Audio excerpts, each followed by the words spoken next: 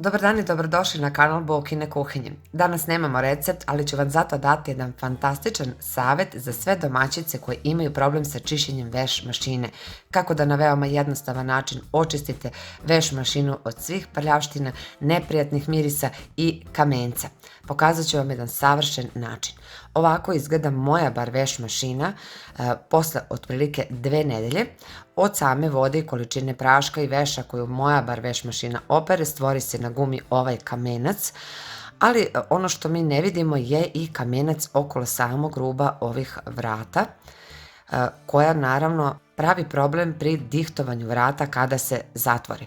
Ono što mi svakako ne vidimo je prljavština koja se nalazi u pumpi i ispod bubnja. Sve što vam treba je jedna tableta za sudo mašinu. Kao što znate, sudovi su masni i prljavi i potrebna je samo ova jedna tableta da se opere. A zamislite kako će masnoću i prljavštinu očistiti same veš mašine. Jednu tabletu prelijte sa otprilike 400 ml baš tople vode, izmešajte kašikom dok se tableta potpuno ne istopi. Zatim ovdje imam alkoholno sirće i njega će nam biti potrebno 50 ml. Alkoholno sirće koristimo u zamjenu za omekšivač i ono služi za dezinfekciju. Rastvorenu tabletu potrebno je da sipate u pregradu gdje sipate obično prašak, a pregradu u kojoj sipate omekšivač potrebno je sipati alkoholno sirće.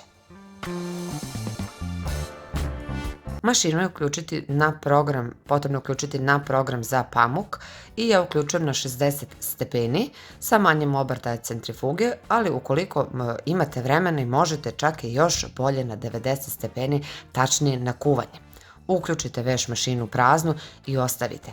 Primijetit ćete kada počne da greje vodu kako je voda mutna i u zavisnosti koliko je mašina prljava, toliko će voda biti prljava. Neverovatno, ali voda koja će izaći same pumpe uopšte nije čista, iako smo mašinu pustili praznu. Ono što je jako dobro je da ovo uradite bar 1 do 2 puta u mjesec dana, da očistite mašinu, sačuvate pumpu, a i ujedno da je dezinfikujete. Evo otvaram mašinu koja je prošla program pranja i možete primijetiti u samom videu kao i na fotografijama da guma više nije bijela, nema kamenca, a bubanj sija. Neprijatan miris koji vremenom nastaje u samoj veš mašini više ga nema.